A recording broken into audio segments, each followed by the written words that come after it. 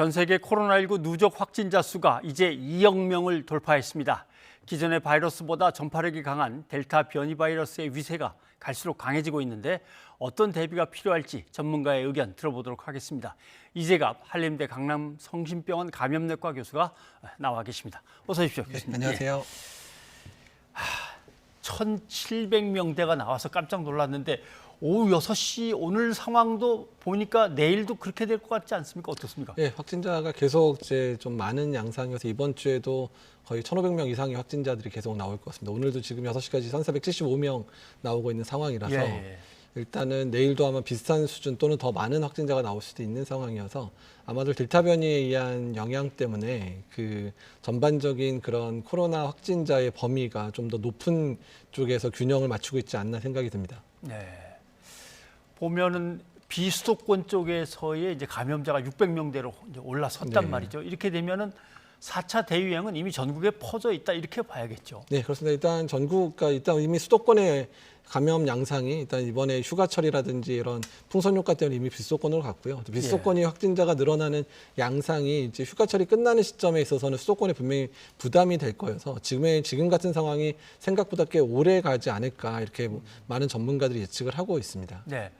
4차 대유행의 원인으로 계속 델타 변이 바이러스 얘기를 합니다만은 보니까 이제는 뭐 유럽이든 미국이든 또는 이스라엘까지 합쳐서 이제 어느 정도 코로나19를 잠재웠다라고 하는 나라들이 또 없어져 버렸습니다. 다 똑같아지는 것 같습니다. 네, 그렇습니다. 일단 뭐 우리나라도 뭐 지금 3차 유행보다 훨씬 많은 확진자가 나오고 있기는 한데 미국 같은 경우도 거의 10만 명이 육박하는 확진자들이 나오고 있고 영국 같은 경우는 한 5만 명 정도까지 올라갔다 지금 한 3만 명대로 떨어지긴 했지만 아마도 휴가철의 영향 때문에 일시적으로 감소한 거로 생각을 하고 있고요. 이스라엘도 지금 이제 지난 1월 이후에 가장 많은 2천여 명의 좀 확진자가 지금 이스라엘에 나오고 있는 상황에서 이스라엘이 2,000명이면 우리나라로 보면 1만 명이 넘는 정도 수치에 해당되거든요. 그래서 일단 전 세계적으로 델타 변이에 의해서 유행 양상이 커지고 있고 그래서 전 세계 유행 패턴들도 이제 4월 달에 인도와 남미에서의 확진자 때문에 유행이 커졌던 부분이 떨어졌다가 다시 좀 상승 곡선을 현재 그리고 있습니다.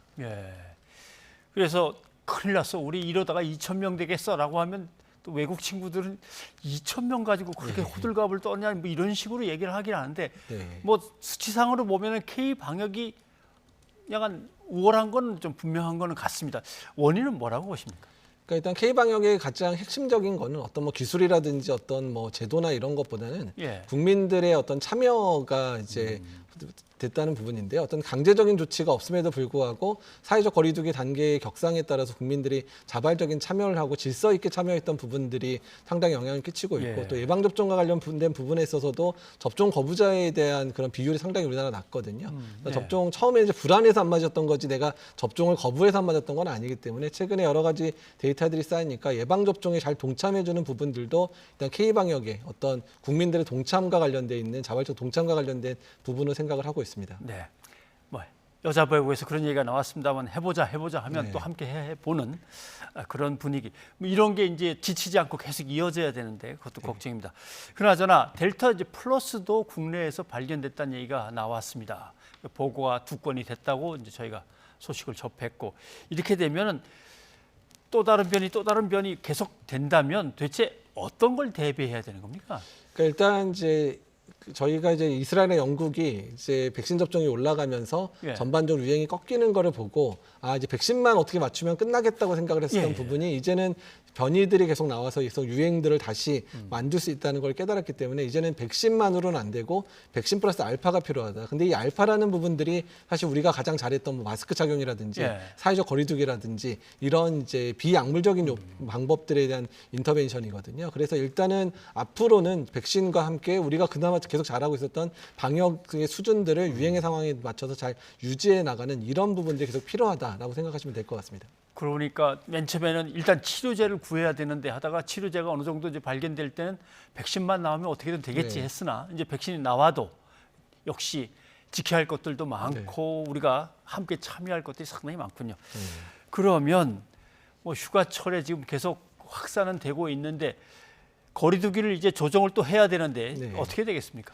일단 아마도 지금 단계를 낮추는 건 당연히 불가능할 것 같고요. 예. 일단 수도권 4단계나 비수도권 3단계는 그대로 유지가 될 가능성이 높은데 다만 좀 아쉬운 부분들은 비수도권의 유행의 확산을 지금 주도하고 있는 그런 유흥업소나 이런 부분들에 대해서는 손실보상을 확실하게 하고 일단은 영업 중지를 시키는 게 어떤가 생각이 들고요. 그 외에 이제 지역마다 특성화돼서 많이 발생하는 그런 뭐 업장이라든지 업소라든지 예. 이런 데가 있으니까 그런 부분에 있어서는 개선책들을 마련을 해야 그러니까 어쨌든 지역 특화돼 있는 그런 방역 조치들이 상당히 좀 많이 필요한 상황이 아닌가 생각을 하고 있습니다. 예.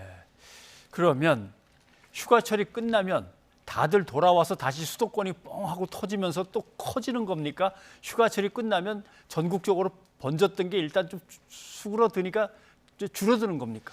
일단 이제 작년에 유럽 사례가 상당히 부정적인데 휴가철 예. 끝난 9월부터 확진자가 늘어나기 시작해서 그게 이제 겨울의 유행까지 크게 이어지는 상황들이 마련돼서 예. 제발 이제 그런 상황이 안 됐으면 좋겠다는 생각을 하는데 다만 우리나라가 지금 백신 접종률이 이제 본격적으로 올라가는 시기가 됐거든요. 네. 그래서 지금의 방역 상황을 최악의 상황으로까지만 가지 않게 최대한 버티면서 백신 접종률이 올라가면서 자연적으로 감소하는 부분들을 통해서 8월 말이나 9월 중순까지 전반적으로 차근차근 아주 서서히 안정되는 패턴을 밟게 만드는 것 자체가 지금의 목표라고 생각하시면 될 것 같습니다.